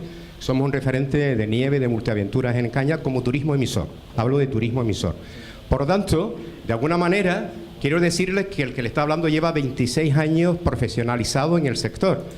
Y a la misma vez, pues mira, también estoy en la universidad y tengo responsabilidades en la misma en estos momentos. Y precisamente tiene uno la visión a dónde van las nuevas tendencias del mercado. Y en esas nuevas tendencias del mercado, si el objeto de estudio no lo tienes claro, difícilmente podemos nosotros asesorar, orientar a las administraciones públicas. Digo eso porque es un gran debate, es enriquecedor, muy bueno, estupendo, Yo llevo caracterizando en varias tesis doctorales dirigidas en torno al turismo activo precisamente, y una de las cosas del meollo del asunto es la caracterización del objeto de estudio para saber qué se investiga y cómo se regula y se legisla.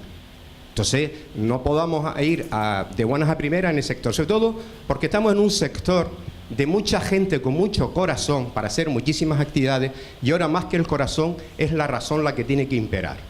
Porque durante muchísimos años este sector ha estado de gente, adiós, muy nutrida de gente del mundo de la montaña. A ellos se lo debemos un aspecto muy importante.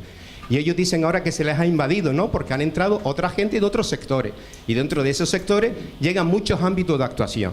Y dentro de los ámbitos de actuación, por eso dije, tengamos actitudes inclusivas y no excluyentes. Porque eso sería un enanismo mental por nuestra parte, no tener una visión hacia dónde se dirigen los nuevos procedimientos. Muchas gracias. Gracias, Antonio. Bueno, ¿Alguna palabra? Perdón, voy a contestar Ignacio. todo lo brevemente que pueda. A ver, TDA, no sé si os suena, TDA es Turismo Deportivo de Aragón, ¿vale? ¿Qué dice esto? Ellos, por ejemplo, en su decreto interpretan que el deporte tiene mucho que ver en el turismo activo, al que no le llaman turismo activo, precisamente. Yo creo que por el nivel de exigencia y de preparación de historia que tiene el turismo activo en Aragón, creo yo, entre otras cosas. Ha dicho una cosa, quiero decir con esto, que en el sector, esto es un núcleo de debate importante. Nosotros tenemos un convenio con los guías de montaña, con la Asociación Nacional de Guías de Montaña, y precisamente este es uno de los grandes focos de debate, pero estamos ya cada vez más acercándonos. Para acercarnos lo que tenemos es que escuchar, y yo estoy escuchándote desde el principio hasta el final, y si estás aquí, Ángel, en estas mesas es para exponer las cosas y nosotros escucharlas de primera mano y escuchar exactamente cuál es vuestra definición y cuál es vuestro criterio, y por eso estáis aquí, os hemos invitado y queremos que participéis de las aportaciones al decreto. Quiero decir con eso que de excluyentes, nada. Luego, por otra parte, ha dicho una cosa que he inventado. Nos hemos inventado una titulación. Bueno, en esta titulación, hombre, lo digo por explicarlo un poco, que luego Pedro lo va a explicar bien, pero por si alguien se va después, que no se quede con eso. En este proceso de creación de los contenidos del técnico, el animador, que le llaman en Europa, nosotros en Europa nos llaman animadores, ¿no? Pero bueno, es una traducción muy literal, pero que realmente es el técnico de turismo activo. En esta han participado 16 países, casi todos, la mitad de los cuales tenían la representación universitaria, ¿vale?, de investigación universitaria como interlocutor de ese país. Otros tenían la universidad, o sea, un interlocutor, el único interlocutor válido máximo del país a nivel del empresariado de turismo activo, y en otros incluso los dos, ¿vale? Quiero decir con esto que es un proyecto de investigación, quede claro, y no hemos sido ni yo, ni ni alguno de la sala el que ha hecho esos contenidos. Esos contenidos están consensuados entre 16 países de la Unión Europea. Entonces, dicho esto, esos contenidos se deberán, ese currículum al final se deberá implementar de la manera más adecuada en cada localidad. Cabe lugar la revisión, cabe lugar la modificación de ciertos temas, la profundidad en algunas actividades y demás, ¿no? Y queda mucho por hacer. No sé qué hay de malo en que el sector, que se siente absolutamente desprotegido en cuanto a que no sabe, porque lo estamos viendo, no sabe, y el primero yo, no sabemos, no tenemos claro cuáles son las titulaciones que debemos ofrecer a nuestros trabajadores. No creo que sea malo haber hecho un proyecto de investigación de 2 años y medio con todos los representantes posibles de la Unión Europea para homogeneizar esos contenidos, esa formación, esa posible formación. Y lo digo porque es muy instructivo para nosotros vuestra aportación, pero los que luego vamos a tener la responsabilidad del participante somos los empresarios, y creo que somos los que debemos liderar y debemos opinar, incluso más contundentemente de los que no tienen esa responsabilidad, lo que tenemos o no tenemos que tener de formación. No sé si, a lo mejor es mi opinión, y la de 15 comunidades autónomas. Bueno, muy bien. Vamos, tenemos unos cuantos minutos más. ¡Ánimo!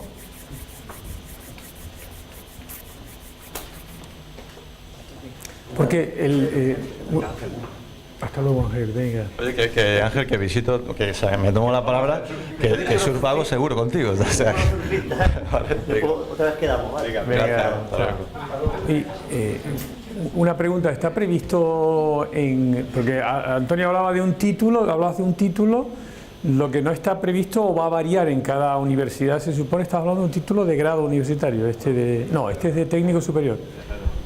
A ver, el técnico es un nivel 5 en el marco europeo de cualificaciones. Vale. Eso significa que está a medio camino entre un técnico superior de FP, un FP2 que se llamaba antes, un grado superior de FP, no grado superior de grado universitario. Vale.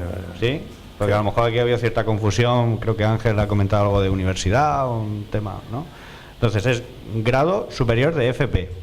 O se puede implementar también, incluso, puede que algunos socios europeos lo implementen por vía universitaria, pero no en formato de grado, sino porque hay universidades que imparten programas de varios años que no llegan a ser un grado universitario, pero está como a medio camino. El nivel 5 de cualificaciones es un nivel intermedio entre el 4, que es FP, y el 6, que es universitario propiamente dicho, y que incluso la gente de la Comisión Europea dicen que es como el gran desaparecido, ¿no?, de los programas formativos europeos. Nosotros, bueno, el proyecto, no nosotros, ni como dice Ignacio, ni él ni yo hemos estado ahí, pero los que han desarrollado el proyecto, y vinieron ponentes de la Comisión Europea en tema de educación y de formación profesional a explicarnos, pues bueno, todo el proceso que hay de generación de programas de nivel 5. Y este es uno de los pioneros, el intentar implantar programas de este nivel de cualificación en los países. Una visión, creo que la visión que ustedes quieren hacer era el símil de lo que antes era un monitor polideportivo, que se hacía para un montón de deportes y se hacía para niños. Desde mi punto de vista. Hoy por hoy, precisamente los títulos van hacia la especialización, sobre todo en formación profesional. Hay un señor que es conducción de actividades de naturaleza, otro conducción de actividades de los equipos. Es decir, yo creo que lo que gusta más el sector, la persona que es para montaña, se especializa en las 4 o 5 modalidades específicas de montaña. Entonces será un gran profesional especializado.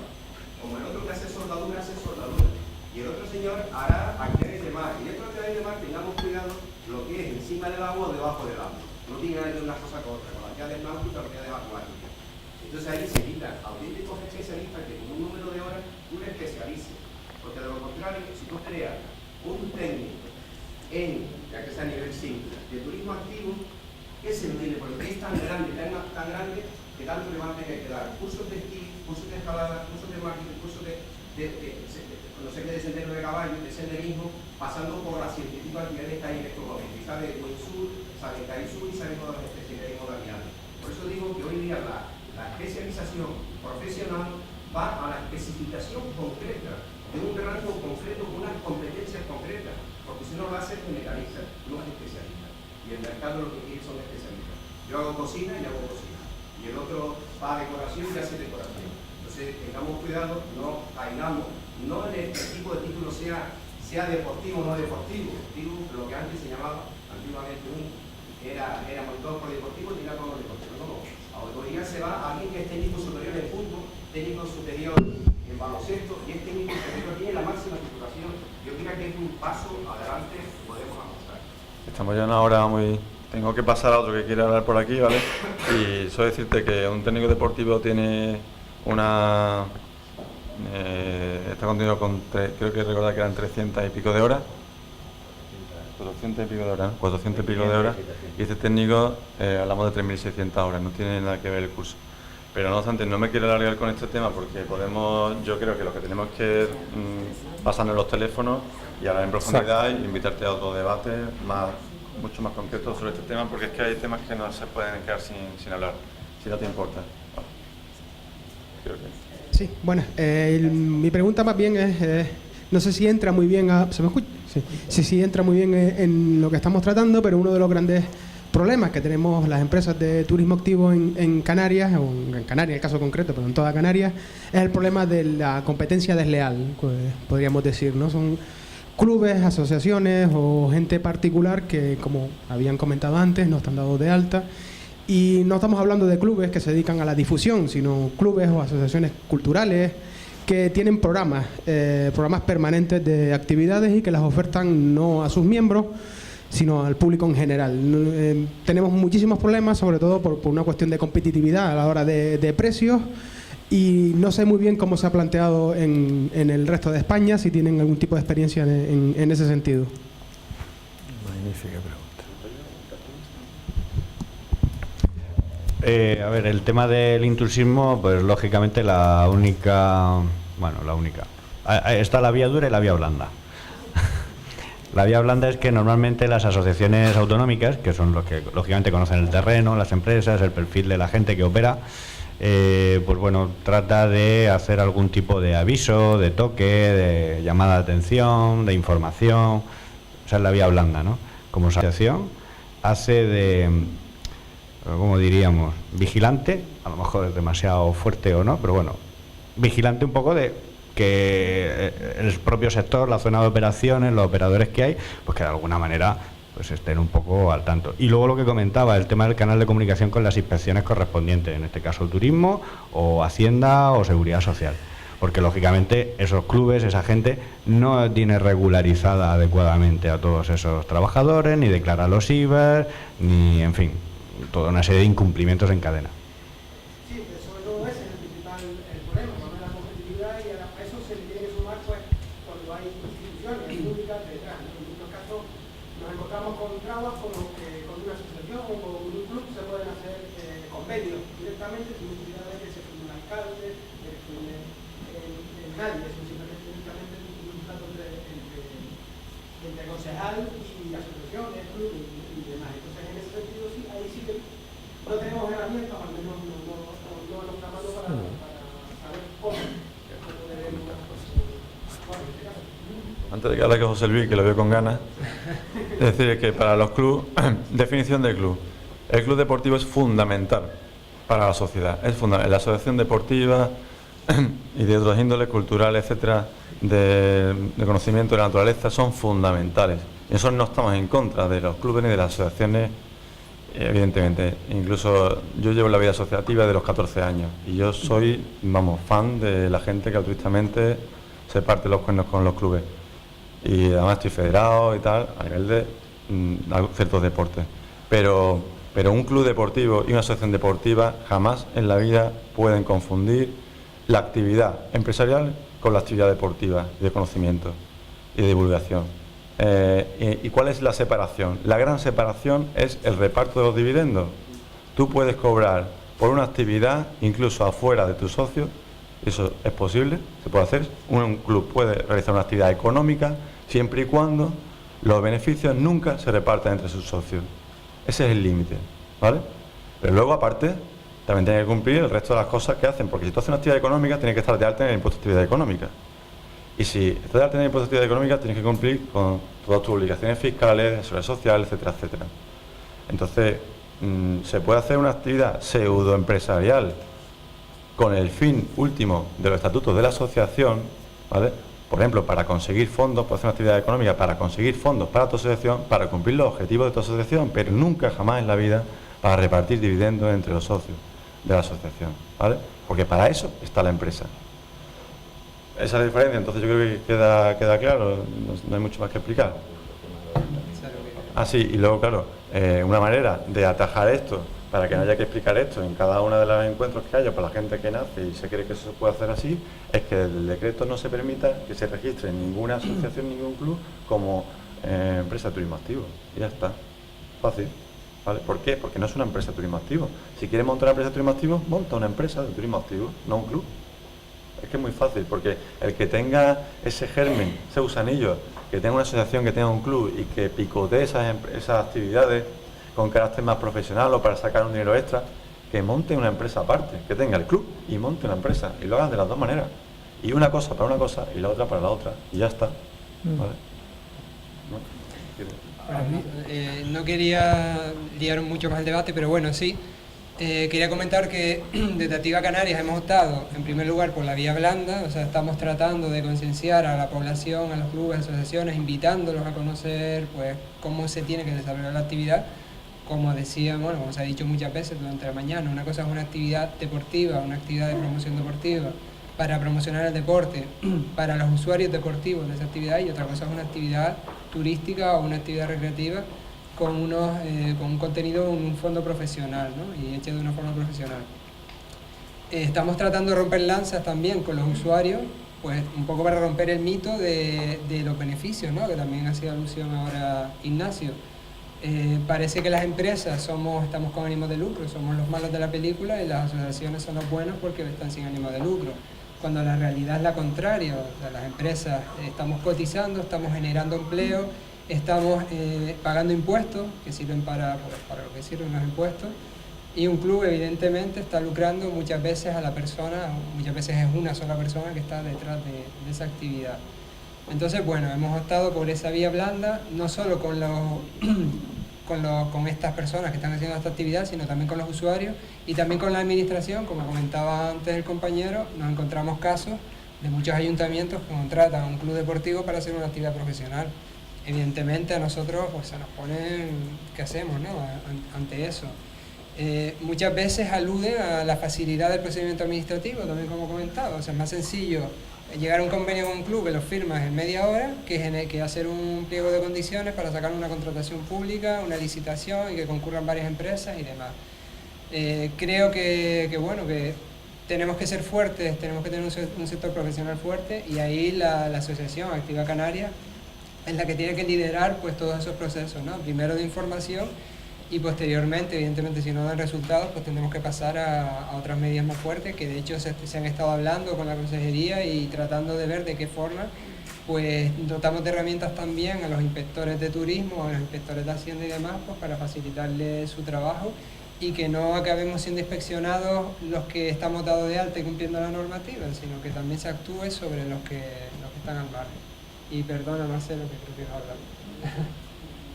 Yo solamente era, en la medida de lo posible, bueno, que me gustaría, porque por ejemplo el señor antes empezó a hablar mucho, y después dijo, no mucho porque fuera mucho, sino que empezó a hablar, que me pareció muy interesante, sino que después dijo lo que era. Yo lo que quería pedir es que cada vez que alguien intervenga, que diga si puede ser lo que es, porque es más rico, ¿no? Saber desde el conocimiento del que habla, ¿no? Por ejemplo, pues, que a lo mejor uno piensa que está diciendo cosas disparatadas, bueno, porque alguien en la universidad tiene una empresa, ¿no? A mí o es que soy un cotilla, pero yo preferiría saber la gente, oye, soy tal persona y tengo esta titulación o esta empresa, entonces ya sabe un poco más desde el conocimiento desde el que habla, sí puede ser. De todas formas, por cierto, incluso... Nada, yo soy Rafa Molina, y rápido porque casi no hago la intervención para no volver otra vez al tema de la educación, el debate, ¿no? De la especificidad, de la nueva titulación. Yo creo que son cosas diferentes. Una cosa es ser un titulado, un técnico muy específico, que por supuesto, cuando vaya alguien a llevarle a esa actividad, tiene que ser esa persona, pero no está reñido con que haya una titulación, y me parece muy bien, concreta en turismo activo. Por ejemplo, yo soy diplomado en empresas y actividades turísticas, con lo cual tengo un conocimiento del sector, tengo una de gerencia, digamos, de empresas turísticas a nivel global. Pues no me parece mal que ahora se intenta hacer una en sentido de turismo activo, pues más específica, más con otros condicionantes, con otros conocimientos que tengo que tener, de gestión, de venta, de perfiles de clientes, que yo con esa titulación después, cuando yo quiera, no quiere decir que yo vaya a guiar una escalada, tendré que tener una persona contratada de... No sé, o yo estoy o no he cogido bien los conceptos, pero no creo que esté reñido el que haya una titulación en turismo activo o una, como lo quieran llamar, un FP2 o incluso una diplomatura. Todo lo que sea ahondar pero que son cosas diferentes. Un técnico, como decía él bien antes, yo soy técnico, soy muy técnico, soy un profesional y te voy a llevar a escalar y te voy a traer de vuelta a tu casa, pero a lo mejor no se pierde en el mundo empresarial, en el mundo del turismo, en el mundo de la gestión, ¿no? Eso solamente. Por ahí había otra palabra, ¿no? No quiero que se quede antes, Fernando. Te voy a responder, antes de que hables, te voy a responder a una pregunta que hiciste antes, que se la tengo aquí apuntada y me he quedado así con la cosita en el estómago de decir, no se puede quedar con esta duda, porque creo que antes estáis hablando de, bueno, ¿y qué pasa si yo tengo 35 años, tengo ya una familia, yo no puedo dedicarme a 2 años a estudiar un ciclo superior para tener una titulación, que no sé cuánto? Bueno, el decreto debe recoger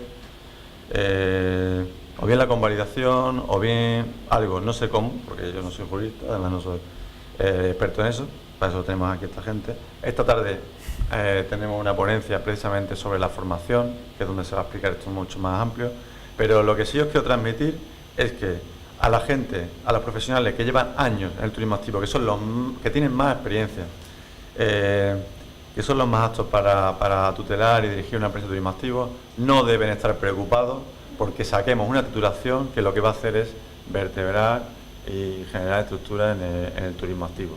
¿Sabes? Si sale una ley, un decreto, que lo que está es dando, machacando a la gente que precisamente ha estado levantando el turismo activo y son los que tienen más experiencia, entonces no estará bien hecho. Pero yo confío en eso, ¿vale? Ahora mismo decía Ángel que el artículo 27 del decreto 20/2002 de Andalucía había la derogación de ese artículo, pues había tumbado precisamente la obligación de tener una titulación. Para nosotros en Andalucía ha sido la salvación. ¿Por qué? Porque nosotros estábamos obligados a contar con técnicos superiores en determinadas disciplinas que no sabían hacer lao con un canuto en turismo activo. Y no había, además, no había profesionales, o sea, no había técnicos federados para hacer todo el trabajo que había que hacer. Entonces nosotros hemos estado durante 8 años, todas las empresas de Andalucía, furtivas en el tema de titulación, porque el decreto realmente recogía un aspecto que era imposible de cumplir. Entonces lo que no podemos es hacer un decreto que vaya por encima de las posibilidades reales de la práctica, ¿vale? Y yo creo que, bueno, en el sentido común, yo estoy flipando con que a la hora que es, la directora general esté aquí en la sala.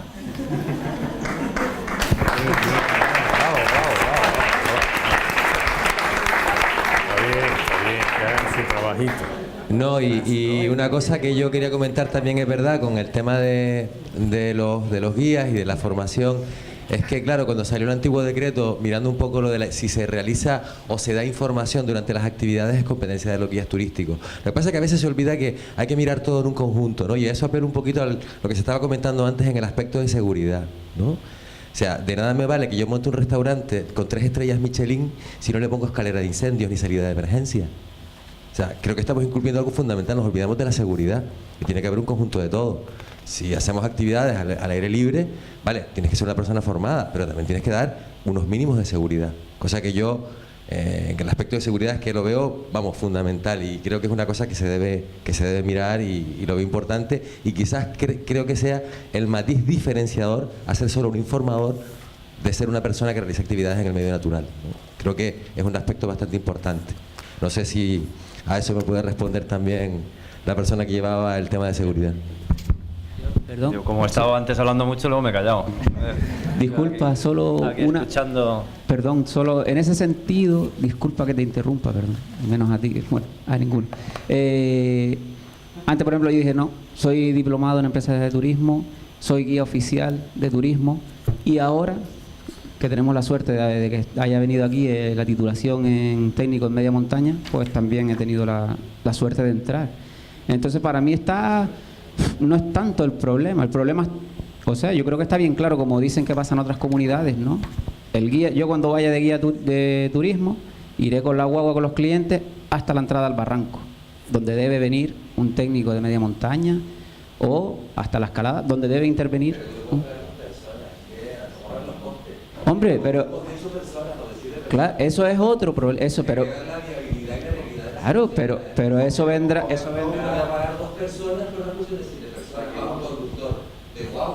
Claro, pero claro, exacto, ahí está, pero ese es un problema posterior. Si eso está regulado, el mercado se tendrá que regular, oiga, porque nadie podrá trabajar así. Entonces la gente tendrá que pagar para un chofer, para un guía y para un guía de escalada. Pero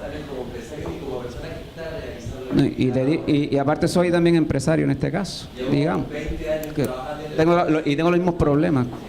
Que la realidad es que la realidad es que queremos ofrecer un servicio personalizado. Quizás sea el gran aspecto diferenciador con el turismo convencional o el turismo de masas, ¿no? Vamos a dar un servicio de 7 personas, 8 personas, queremos dar esa calidad. Pero claro, toda la estructura está montada de tal manera que para que sea rentable se están ofreciendo las guaguas grandes. Y es la realidad porque toda la normativa de transportes, por ejemplo, está enfocada hacia el turismo de masas y es una de las realidades.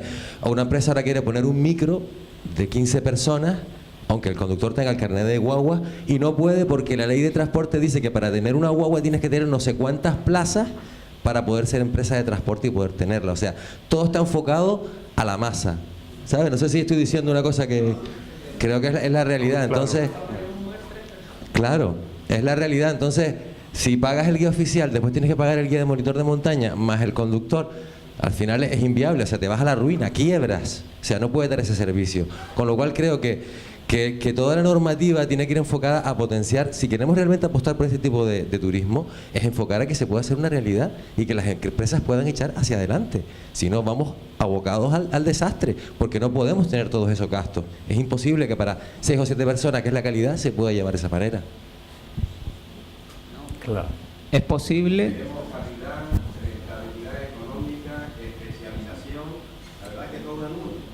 Y lo que aquí hay una cosa que está clara, si yo me dedico, un mundo que llevo ya 26 años en el sector de la nieve, trasladando una cosa son que aquí el acompañante de grupo es el que lleva el grupo de 50, 60 personas hasta la estación invernal, y cuando llego a pie de pista están los monitores de pista y son las clases de pista. ¿Qué voy a hacer? Entonces, a la misma vez hay una normativa de ratio, o sea, hay una normativa de ratio por cliente, y esas normativas la tenemos que realmente que. Pero si me entro a Barcelona con el mismo grupo y llevo una guagua de 50 personas, yo si quiero que expliquen qué es Barcelona tendré que contratar al guía local, porque si no la Guardia Civil me para y me multa. O sea, cuando es nuestro pastel, todo para nosotros, pero no estamos respetando que somos unos intrusos con el pastel de otros. Por eso mismo, en estos momentos, cuando eras asociación deportiva y hacía de empresa sin ser empresa, no te acordabas. Ahora eres empresa y ahora ves mal a las asociaciones. Pero es que ten cuidado que ahora eres empresa de servicios de multiaventura. Yo todavía la palabra turismo activo tengo que verla separado, turismo, después lo que es activo, para decir que es una empresa de servicios de actividades de multiaventura en general, pero no turística, que es totalmente diferente, porque luego te vas a meter con los intereses de la legislación que regula las agencias de viaje. Otro pastel bastante diferenciado que también está en el sector.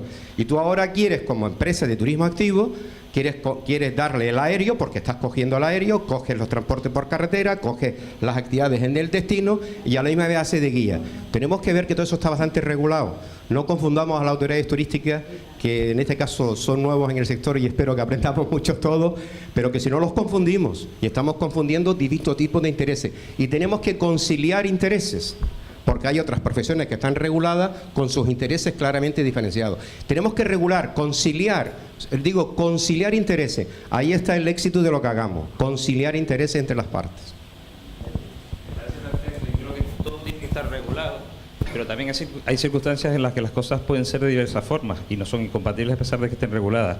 Se puede dar el caso de que Marcelo, para hacer una ruta por un casco histórico y después va a descender un barranco, lo pudiera hacer porque puede ser guía oficial y puede ser un guía de descenso de barranco, y yo a lo mejor soy solo guía oficial y tendría que contratar a un guía oficial para esa primera actividad y a un guía especializado en descenso de barrancos para la segunda.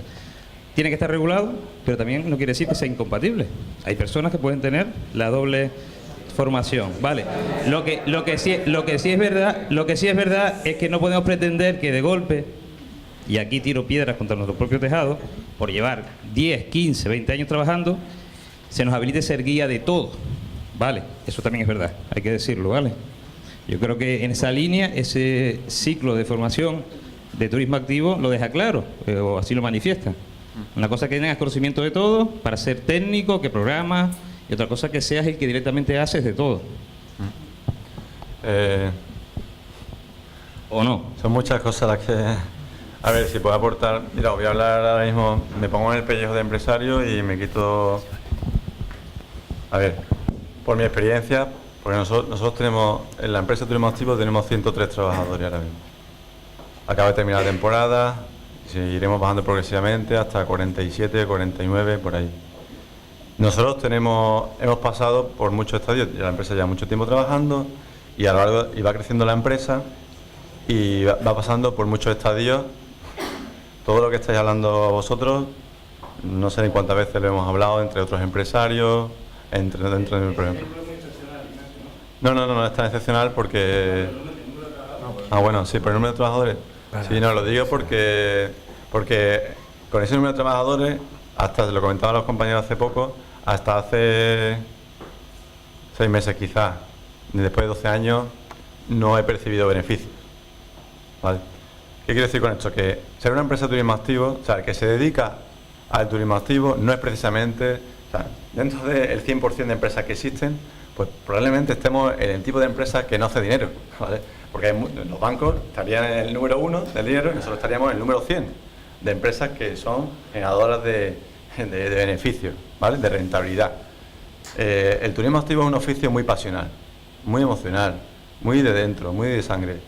Y tenemos que mirar la satisfacción personal del empresario más que la rentabilidad económica. Quiero decir con lo de la cifra de 103, os lo digo porque hemos tenido que llegar a esa cifra para que tengamos una estructura suficiente como para especializar. O sea, cuando tú ya tienes, porque nosotros tenemos un autobús, un guagua, tenemos un guagua propio, bueno, tenemos 2, ¿vale? Y tenemos choferes propios, contratados por la empresa.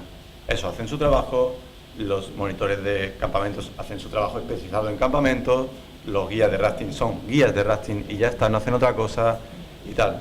Pero esa situación idílica, que no es tan idílica, porque la responsabilidad que tiene que pasen por tu empresa un número tan grande de personas no es idílica, no es nada idílica, ¿vale? Se tarda mucho en llegar y es muy difícil. Entonces, claro, el llamamiento que yo hago a la administración quizás es facilitar que se siga potenciando, igual que se potencia al agricultor, porque es necesario, hay que potenciar a un sistema de empresas cuyo mayor estandarte y mayor potencialidad podría estar en la cercanía con el cliente, en la interacción que puede tener con el cliente, en esa sostenibilidad de aprovechamiento del recurso natural que hay y de cómo mostrarle como guía local de la zona, como nosotros tuvimos el placer de tener ayer, cómo unos guías locales con un grupo reducido somos capaces de amar una tierra porque me la hayan enseñado en 4 horas. Eso eso es lo que deberíamos preservar la administración y ayudar a que tengamos aquí, ¿no? Después con la ayuda de la legislación, de la estructura de ordenación. Entonces, con esto lo que yo os digo es que os puedo entender, que no tengo la solución, que ni siquiera yo he llegado a una solución solvente, que todos los días se hacen muchas cábalas para llegar a final de mes, que hay que invertir continuamente todo lo que se saca para que realmente sigas pudiendo alcanzar esa estructura que te permite que cada uno haga su trabajo y ser una mediana empresa. Y las pymes lo que tienen, pero es que dentro de las pymes somos una empresa que requiere de una estructura tan heavy, tan grande, para hacer el servicio bien, teniendo... Es que para el trabajo que tiene hacer un plan de protección, nada más que lo saber que lo ha hecho. O sea, es que es muy difícil hacer un plan de protección. Y no solo eso, cumplir todo lo que te exige una certificación homologada, ¿no? Entonces, no tenemos la solución encima de la mesa, pero es que precisamente para esto este encuentro, para que todo el mundo vea que el de al lado tiene el mismo problema, que la administración sepa que estamos aquí para ayudarlos a que ellos nos organicen y para lo contrario, ¿no? Para pedirles la ayuda y tal. Entonces, bueno, no sé, no tengo la solución a todo lo que decir. Bueno, me dijeron hace 3 minutos que quedaban 5 para terminar. Una última palabra, si quieres cerrar esto, no sé quién está previsto, José Luis, que cierre. Alberto. Bueno, que Alberto tiene una ponencia esta tarde, vale. Pues te va a tocar cerrar si quieres. Solamente una cosa que no se ha abordado rápidamente es el tema de los espacios naturales que antes se habló, y también un poco lo que decía Juanito, el tema de cómo se está llevando, cómo se trata a las empresas por el tema del lucrativo. Y que En muchos planes rectores de uso y gestión, pues a nosotros se nos exigen mucho más que a los clubes, eso es verdad, se nos pide un montón de permisos, se nos pone un número de personas, a los clubes no se les pide nada, porque no tienen un interés lucrativo en la actividad, y se llegan a absurdos. Yo estoy en la isla de Lanzarote, hacemos actividades en el archipiélago Chinijo, en la isla de La Graciosa, y se llegan a absurdos como que hay ciertas montañas que puede subir Hans Friederman con su familia, y en cambio una empresa de turismo activo no puede. O sea, se llega a esa situación. O sea, hay planes rectores que están hechos de tal manera que parece que las empresas turísticas están demonizadas. O sea, se nos prohíben muchísimas cosas que a cualquier particular se le permite. O sea, esa situación existe. Solamente lo quería comentar. También que hay otro aspecto que hay que es importante. Venía un broche de oro a esa reflexión, porque en todo caso abre toda una expectativa de un debate que no ha terminado aquí, que va a tener que continuar, y que espero que rinda frutos, los frutos que tiene que rendir, ¿no? Para que esta intención de que sea una actividad inteligentemente regulada al final se convierta en una realidad. Pues muchas gracias a todos por participar en esta actividad y seguimos esta tarde. Gracias.